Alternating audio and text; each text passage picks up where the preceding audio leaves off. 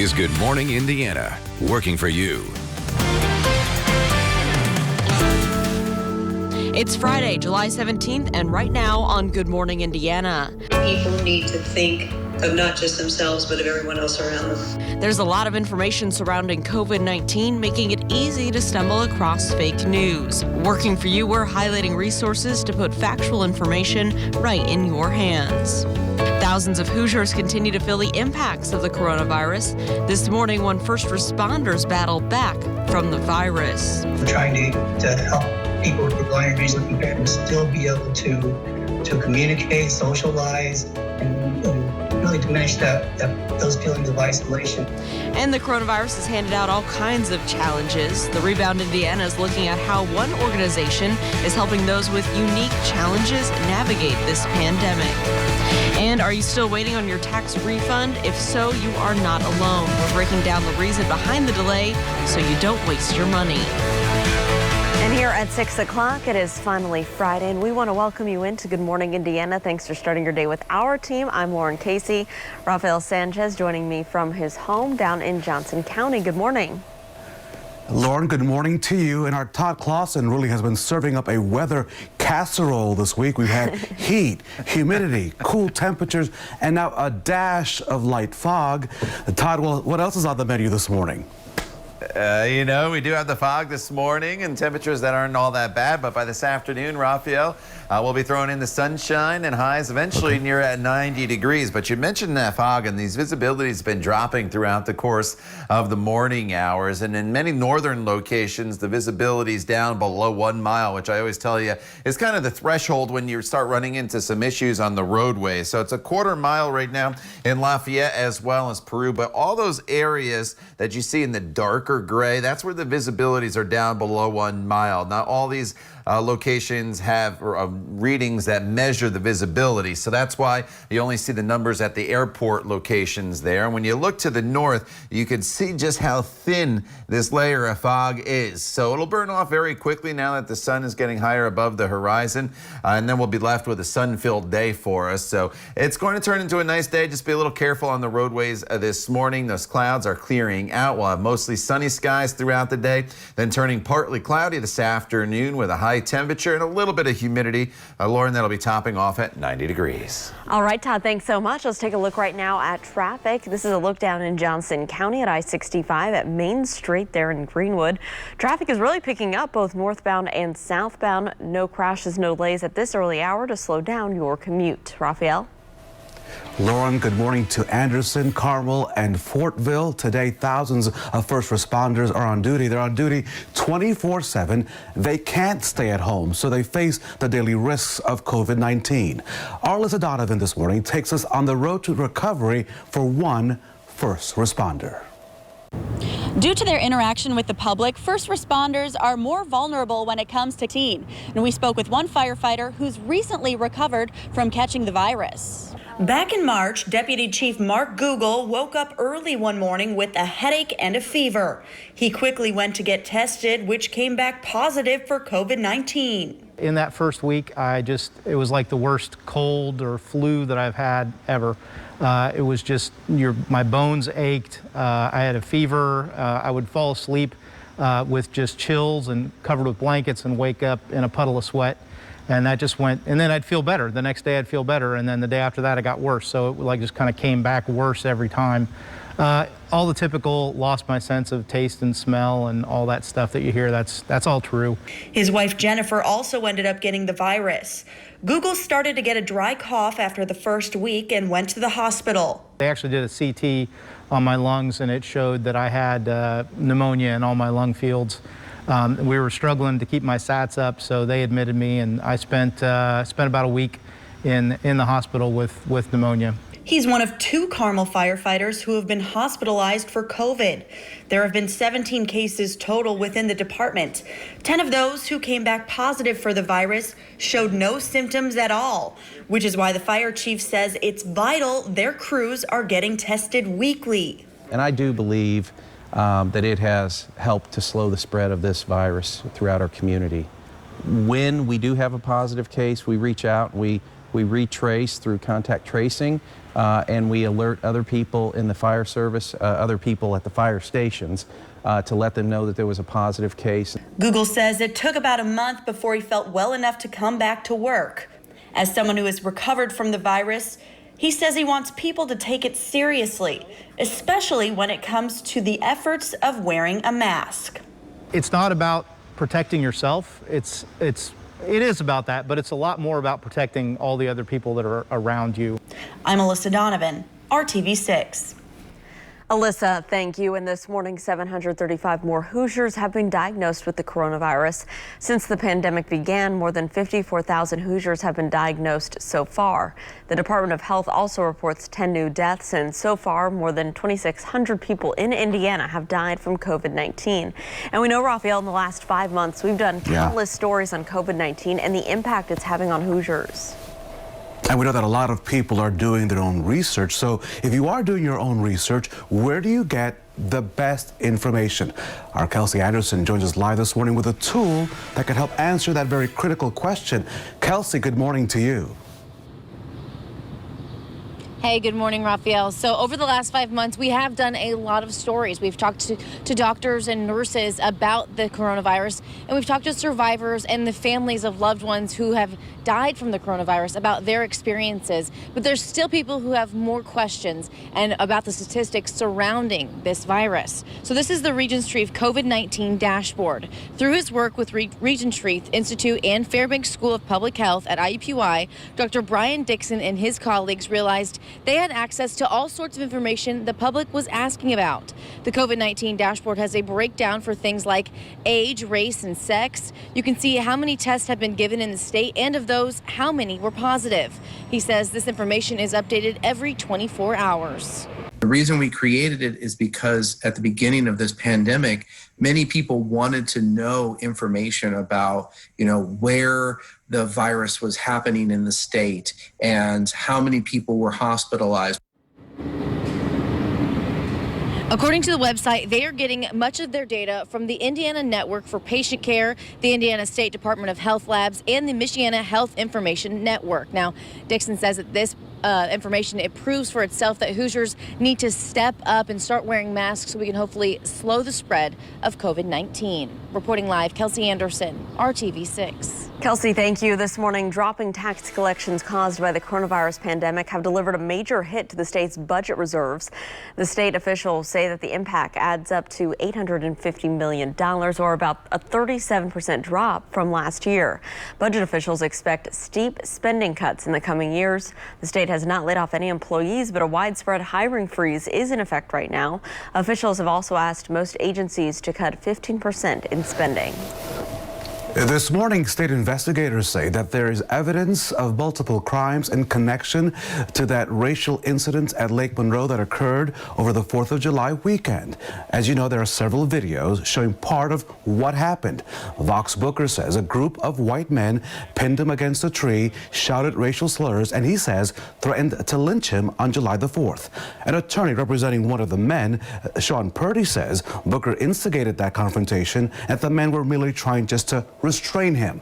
According to the recommendations from the Department of Natural Resources, Purdy and Booker are among those that could face criminal charges like battery. However, no criminal charges have been filed in this case. The Monroe County Prosecutor's Office is now reviewing all of the evidence. You can find more details about the DNR report by downloading the RTV6 app. Lauren? Raphael, this morning, a former Mooresville police officer is facing 8 felony perjury charges.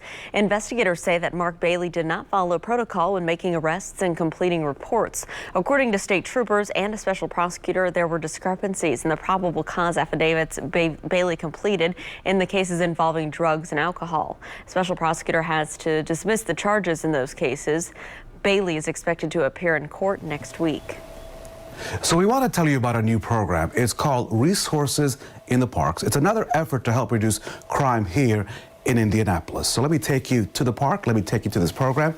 It's specifically aimed at helping young people. And so representatives from local organizations that provide youth resources have been meeting in parks across the city, making connections and letting people know about different services that are available.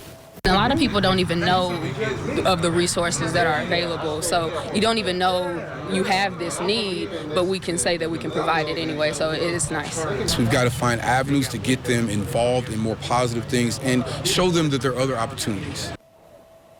One of those positive opportunities is the city's Safe Summer program. It provides chaperoned activities for young people ages 13 and older, including sports, games, movies, and much more. The program goes through August the 14th, every Friday evening from 7 to 10 at Bethel Park, the Community Alliance of the Far East Side, and Municipal Gardens. Hiring Hoosiers is connecting you to job opportunities as the pandemic continues. FedEx says it's coming to Johnson County after all. The company initially announced plans for a distribution facility near the I-65 Worthsville Road interchange 3 years ago. 1 year later, FedEx said it made the data-driven decision to not build at that location. But now the shipping giant says it will open a distribution center in Greenwood, and it plans to be open by the holiday rush. FedEx says the facility will hire about 100 full-time workers and 400 part-time workers. Living in a world with coronavirus can be difficult on a normal day. New at 6:15, how one organization is helping those with unique challenges navigate this pandemic. You're watching Good Morning Indiana, and first let's check in with our very own Todd Clausen. Good morning, TK. Hey, Raphael, good morning to you. As we take to the roadways here this morning, and there is some patchy fog that has settled into parts of central Indiana. As you look here from downtown to the north, you notice the buildings in the foreground. Not too much of an issue here in downtown, but off in the distance, that little thin band of some white, that's the fog close to the ground, but plenty of blue sky above that layer of fog. We'll burn this fog off. It turns into a nice Friday for us. We'll talk all about the weather details coming up when Good Morning Indiana continues. The time now is 6:12. Stay with us. We're back in just a couple minutes.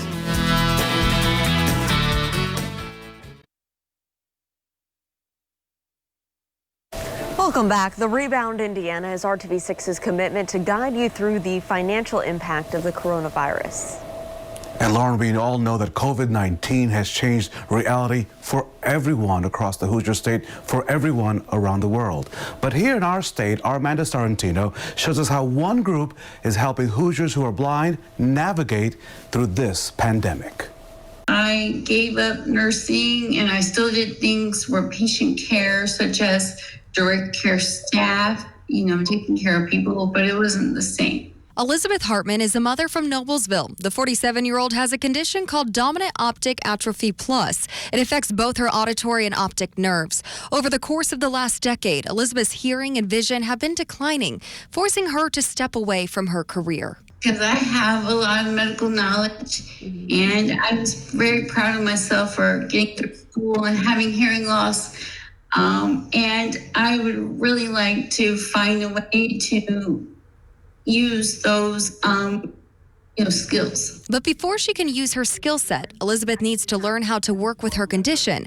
And that is why she went to the nonprofit Bosma Enterprises, where she has been learning Braille, reading skills, assistive technology, and mobility skills. I am looking for something where I can be at my desk, in a desk-like setting. I'm hoping that I can use my medical knowledge for medical coding and billing. On top of learning these new skills, Elizabeth also has to adapt to the challenges presented by the pandemic.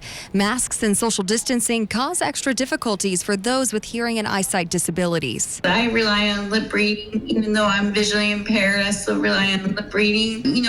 It's hard not to be closer to somebody so you can hear and understand them. So much of what we do, and I'm visually impaired myself, so much of the way in which we navigate our environment is through touch. James Michaels is the vice president of programs at Bosma. And to keep helping Elizabeth and Bosma's other 300 clients in Indiana, the organization needed to quickly pivot their in-person training. They transitioned their services to virtual formats, helping them to be able to order food from Instacart or from Walmart, ordering supplies from Amazon. Those things can be very difficult unless you've been trained. Bosma was able to purchase Zoom rooms to continue their curriculum and provides training over the phone as well. We're trying to help people who are blind or visually impaired but still be able to communicate, socialize, and really diminish those feelings of isolation. These services go beyond getting Hoosiers facing barriers into the workforce.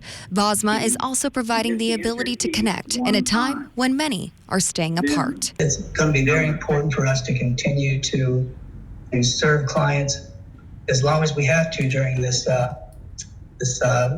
period of social distance. Working for you, Amanda Starrentino, WRTV. So VOSMA continues to develop and evolve their curriculum to adapt to the new normal. The organization reinstated some social distancing in-person training at the end of June.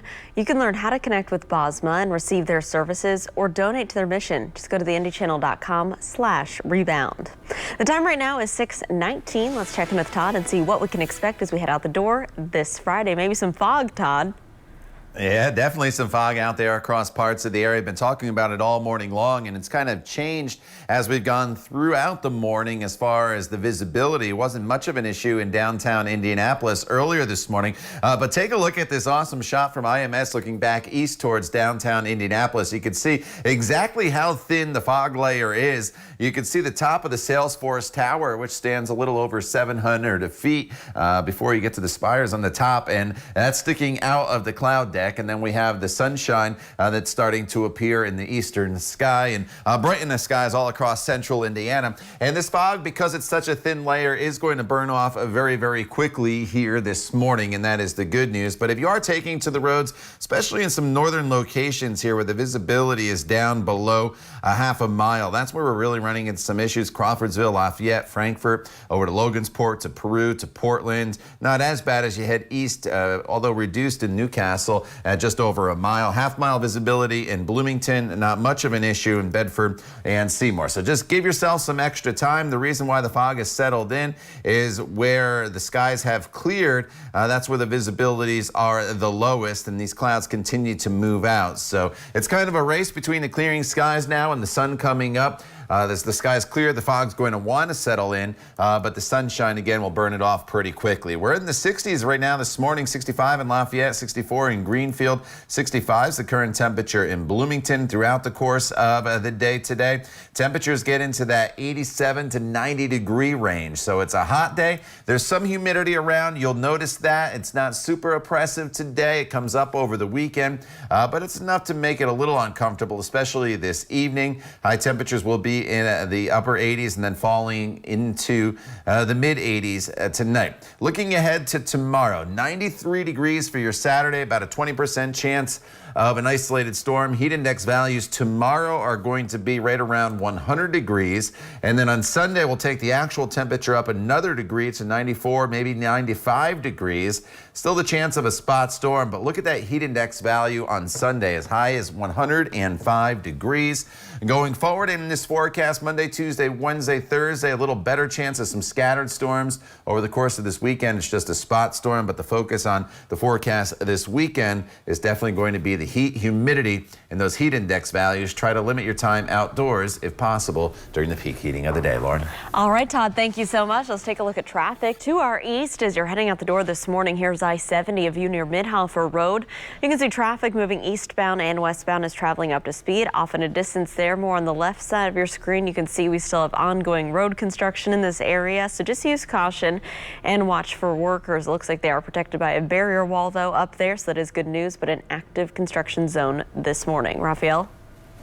So, Lauren, after hearing Todd's forecast, I think we want these tickets. Here's a way to make a splash heading into the weekend. You can go to Holiday World and Splashing Safari thanks to Good Morning Indiana. And all you have to do right now is your chance to win a pair of ticket vouchers to those parks. You have to be the 6th caller to win the tickets. The number right there on your screen, 317-269-1459. Good luck and have a good time there at Holiday World.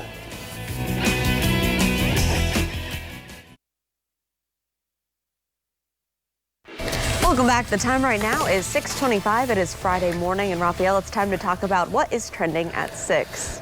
So, Lauren, as we know, our good friend Todd Clausen does not like snakes, right? Right. Doesn't like We them. all know that, So yes. hopefully he'll like this. He'll like this. This is easy. This is something huggable.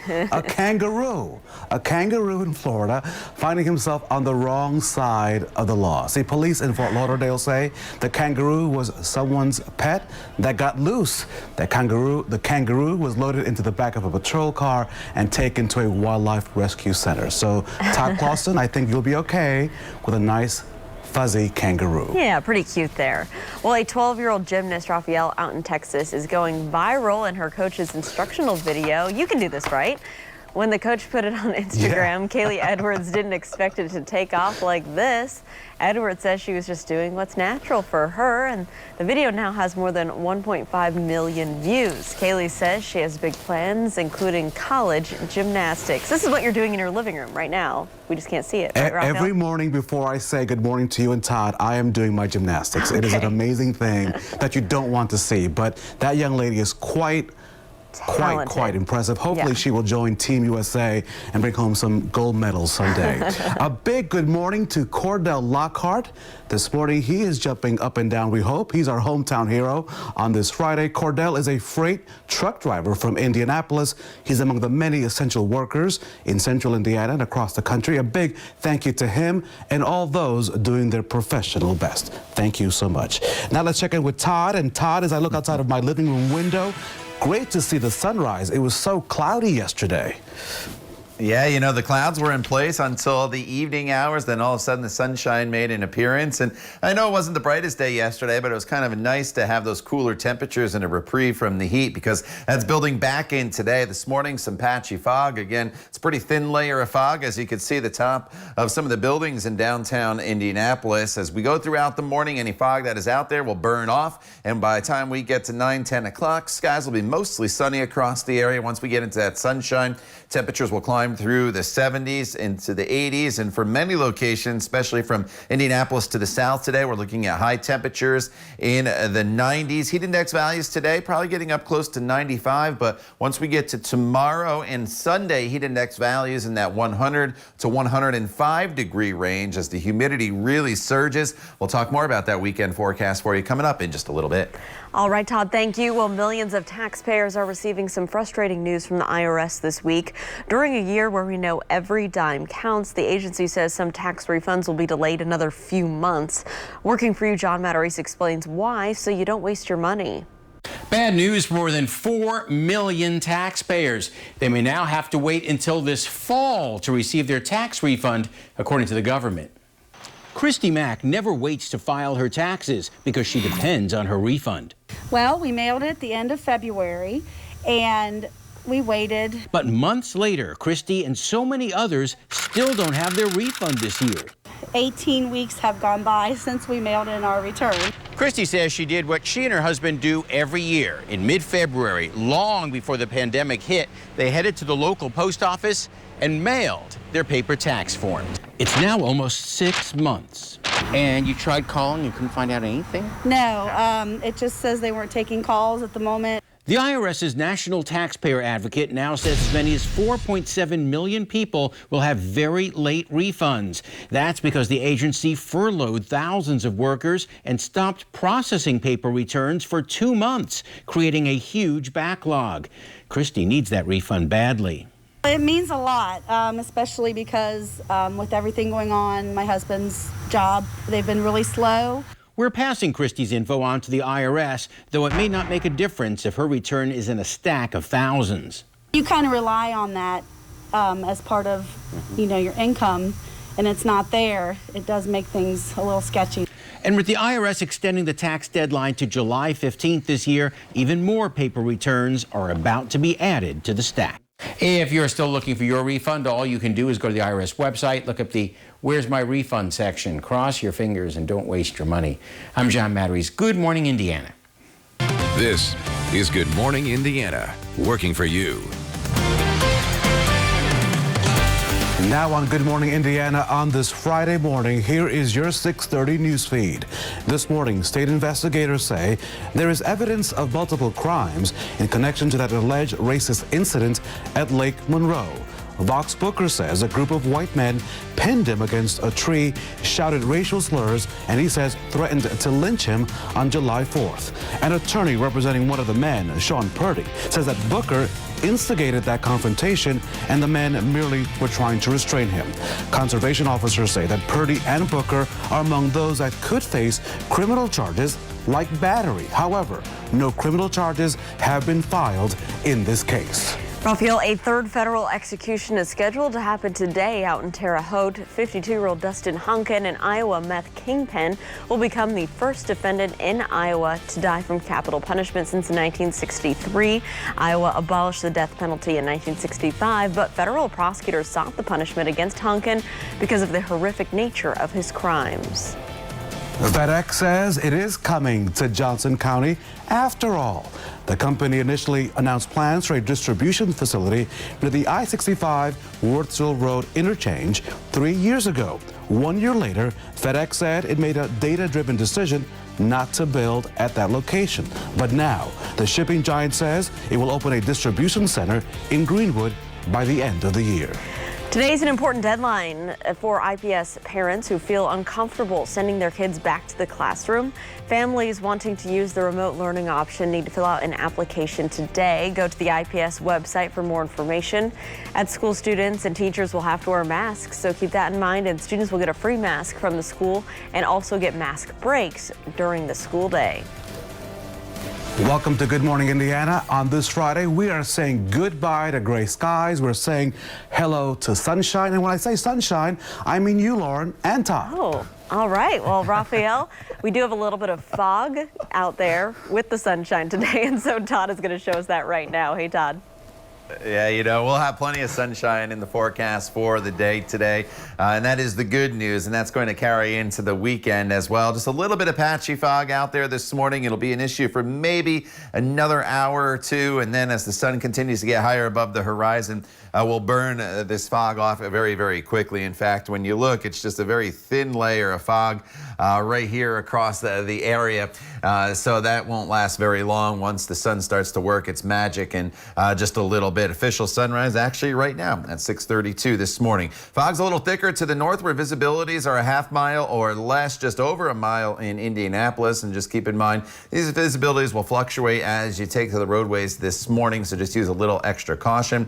Visibility not as bad to the south because you have some clouds in place. Temperatures this morning are in the 60s, so it's fairly comfortable. Humidity will be around today. You'll notice it, but it's not going to be super oppressive or way up there like it will be over the weekend. So Brown County State Park or any of the other state parks across the area. There's pictures though from Brown County, courtesy of our own Stephanie Wade. She sent that to me this week, and temperatures will be topping off anywhere from 87 to about 90 degrees later on today. Lauren. All right, Todd, thank you. Let's take a look at traffic as we're heading out on the roads this Friday. Here's a live look on the north side at I-465 and Michigan Road. Traffic in this area is traveling up to speed. No major crashes or delays right now out there to slow down your Friday commute. Raphael? Lauren, this morning we are turning to the rising cases of coronavirus in our state. And here are the numbers. The State Department of Health reports 735 new cases of COVID-19. Those numbers came out on Thursday. Now, since the pandemic began in March, 54,080 Hoosiers have been diagnosed with the virus. More than 10 new Hoosiers died from the virus. That was reported on Thursday. A total of 2,602 people in Indiana have died from COVID-19. On a positive note this morning, state leaders say that 15% of all positive cases are currently leading to hospitalization, which is slightly down from last week. That's the good news. Hospitals' surge capacity in Indiana remains strong, with 35.5% of open ICU beds and 84% of ventilators currently available. Now, Governor Holcomb and state health officials, they're closely monitoring these numbers as well as testing and contact tracing as guidance on how to quickly reopen the state through the Back on Track reopening plan. As you know, Indiana is currently in stage 4.5, which is expected to last to the end of the month. In the last 5 months, we have done countless stories here on Good Morning Indiana and RTV6, Lauren, on COVID-19 and its impact on Hoosier lives every day. And Raphael, despite all these stories, there are people who want to do their own research to see if the virus is still as serious as those in the medical community say that it is. And so our Kelsey Anderson is joining us live this morning with a tool that can help you to do that. Kelsey, good morning. Hey, good morning. So we've told the stories of people's experiences with COVID-19, and we've told you personally the statistics that we have heard from the state. But now you can do the research for yourself. Take a look. This is the Regent Street COVID-19 dashboard. Through his work with Regent Street Institute and Fairbanks School of Public Health at IUPUI, Dr. Brian Dixon and his colleagues realized they had access to all sorts of information the public was asking about. That's why they created this COVID-19 dashboard. It has a breakdown for things like age, race, and sex. You can also see how many tests have been given in the state, and of those, how many were positive. This information is updated every 24 hours. That's why we created the dashboard, was to take information that was coming in electronically in the state and being able to rapidly make it available so that people could track the disease. According to their website, they are getting their data from the Indiana Network for Patient Care, the Indiana State Department of Health Labs, and the Michiana Health Information Network. Now, Dixon says that the stats are proving for themselves that this is something serious, and he's hoping that Hoosiers will continue to mask up to slow the spread of COVID-19. You can find a link to these resources over on the IndyChannel.com. Reporting live, Kelsey Anderson, RTV6. Kelsey, thank you. At 6:36, first responders are out in our communities helping others, and they're working with those who have COVID-19. Their daily jobs make them susceptible to catching that virus. And so our Alyssa Donovan takes us on the road to recovery for one first responder. Alyssa. Due to their interaction with the public, first responders are more vulnerable when it comes to catching COVID-19. And we spoke with one firefighter who's recently recovered from catching the virus. Back in March, Deputy Chief Mark Google woke up early one morning with a headache and a fever. He got tested for COVID-19 and it came back positive. His wife Jennifer also caught the virus. Google eventually was hospitalized after catching pneumonia. He's one of 2 Carmel firefighters hospitalized for COVID-19. There have been 17 cases total within the department.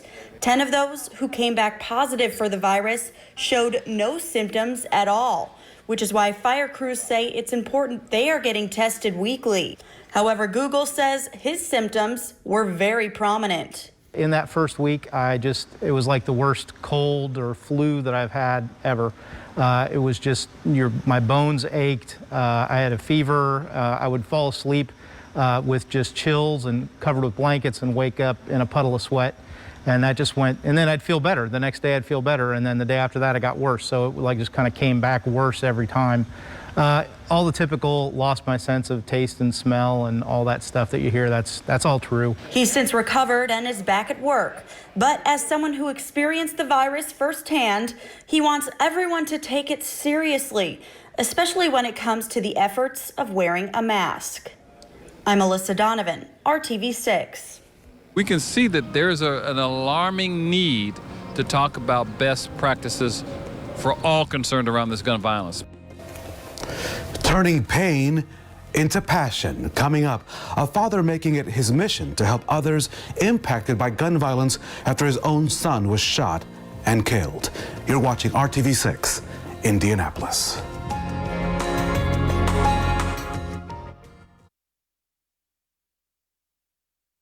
The men and the women of IMPD, the men and the women of our Office of Public Health and Safety, and thousands of community members remain steadfastly committed to abolishing violence in our city.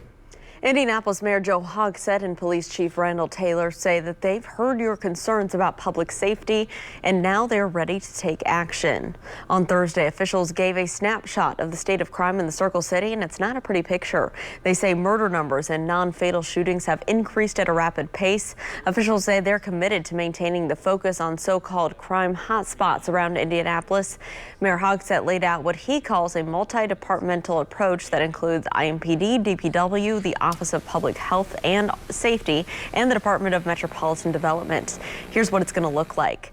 IMPD officers will spend specific amount of time in hotspot areas of their assigned beats. They'll be connecting with neighbors and making their presence visible. A radio and social media campaign will promote violence prevention programs and resources to the public. And the Office of Public Health and Safety is partnering with the Domestic Violence Network to fund hotel stays, food vouchers, and other advocacy services for victims of domestic violence. Mayor Hogsett says that cameras are also being installed along the canal. And Lauren, as city leaders focus on public safety plans, some families impacted by the violence itself, they're working right now to make a difference. Craig Joseph's son, Christopher C.J. Joseph, was shot and killed back in 2016. He was just 26 years old. After struggling to overcome his grief, Craig decided to help other families. So he started a foundation 3 years ago. He meets with families who are in the same situation he was in and offers help through financial donations. The foundation also works to address the violence. In fact, next Saturday, they will hold a panel on gun violence that will include 3 different cities: Chicago, New York, and Indianapolis. So our purpose is to talk about some of the best practices in each one of those cities, because these are critical hotspots, because anybody can be shot at any given time. That's what you're seeing across the country. So we really have to be advocates for ourselves and our families first, and then protect one another when we see such violent acts happening. So for more information on this panel, you can download the RTV6 app and click on this story. Lauren? Raphael, a 10-year-old boy is waiting for a life-saving transplant. Just ahead this morning, why his mother is praying for a donor to become available. Todd. And Lauren, the water will be a great place to be today and really all the way through the weekend as we deal with heat and humidity. Temperatures today will be climbing up to 90 degrees. And whether it's a lake or a pool or a river that you're going to float down here across central Indiana this weekend, you'll probably want to get in the water. Average water temperature running 75 degrees or higher. Make sure you apply the sunscreen, though. UV index is very high. We'll dive into the forecast in more detail for you coming up when Good Morning Indiana continues. The time now is 6:44.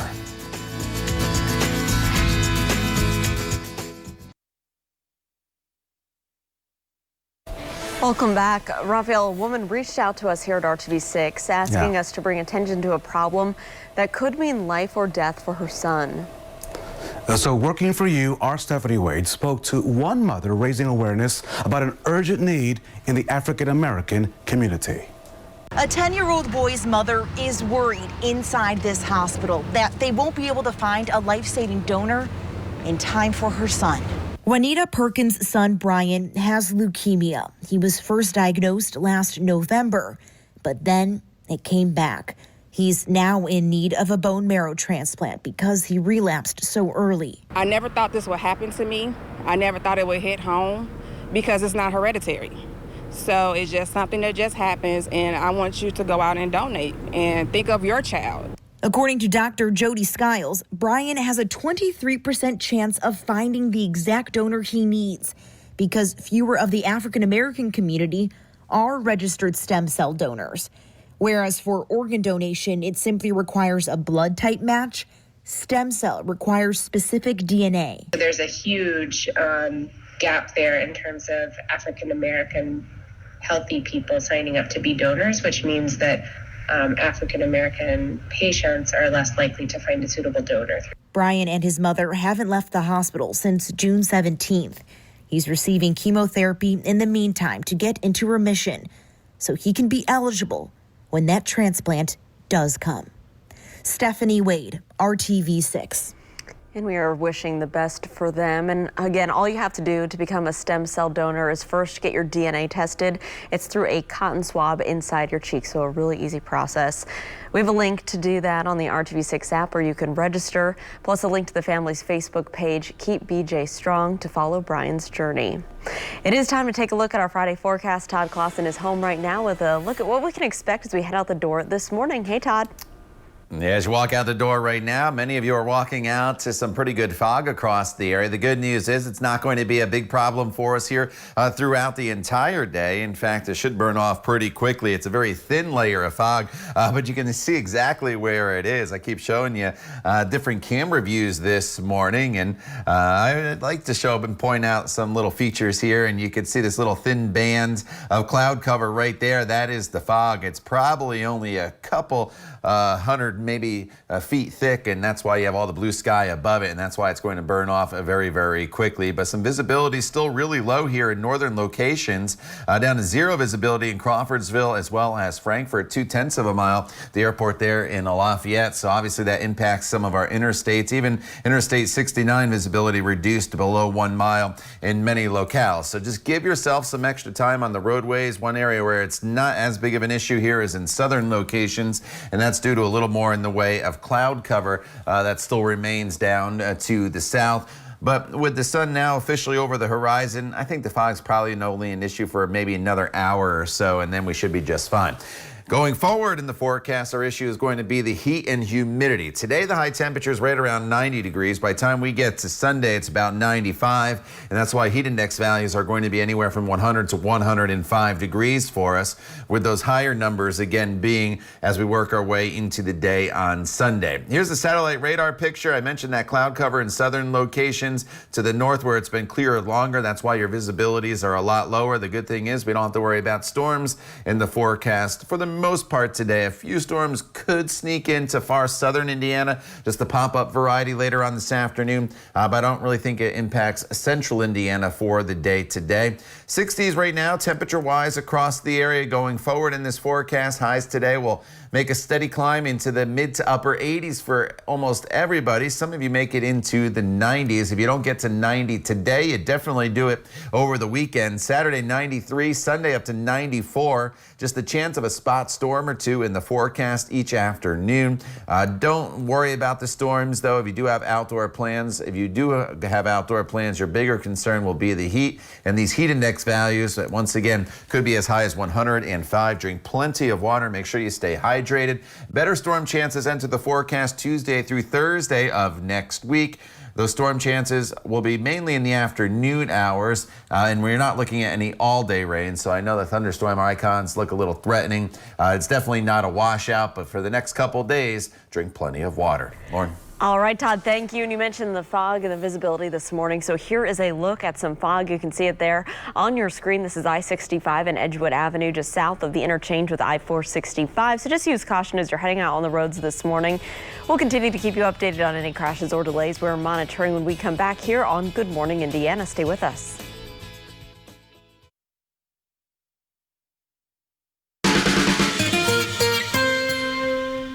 It is time for Good News Friday. Raphael, we know words have become a thing of the past. Yes. You can express anger, love, happiness with just an icon. Of course, we're talking about emojis. But on this newscast, Lauren, we're always just happy, so we don't need these emojis. But this is World Emoji Day, so imagine what you can communicate with more of the 1,800 emojis that are out there and counting every day. These expressive icons started life as emoticons. It all began back in 1990. That smiley face made up of that colon and the parentheses for teens to use, Lauren, on pagers. I'll explain to you what a pager is later in the newscast. Thank you. When Apple included an emoji keyboard in its first iPhone, then it came, Americans saw it, and then the emoji boom simply began. Boom, there it is. Oh my goodness. Well, NBA star Drew Holiday and his wife Lauren Holiday, they've pledged the rest of Drew's NBA salary this season to fight systemic racism in several cities. And of course, Lauren is a native of Indy and a Ben Davis High School graduate who won 2 Olympic gold medals and a Women's World Cup as part of the U.S. national soccer team. The Holidays are pledging $1 million to nonprofits, institutions of higher education, and Black-owned small businesses right here in Indianapolis. A big thank you to that couple, and Lauren is a hometown hero. Thank you to her. Actor Chris Evans, Captain America himself, is paying tribute to a young boy who was seriously injured while saving his little sister from a dog attack. Evans sent a video message to 6-year-old Bridger Walker, heaping well-deserved praise on the boy. You see, Evans says he may play a superhero in the movies, but Walker is the real thing. The actor posted a video message on an Instagram page started by Walker's aunt. Evans is also sending the boy an authentic Captain America shield. When Walker's dad asked why he got between the dog and his sister, get this, Lauren, the boy said, quote, "If someone had to die, I thought it should be me." Aww. That is 100% love right there. Love that kid. Yeah. Wow. That is such a sweet story there. Lots of good news, and I guess we could say the good news in the forecast is it feels like summer, Todd. Yeah, a lot of heat and humidity here over the weekend with high temperatures that will be in the 90s with just a small chance of storms. Good Morning America's next. We'll see you around 7:25.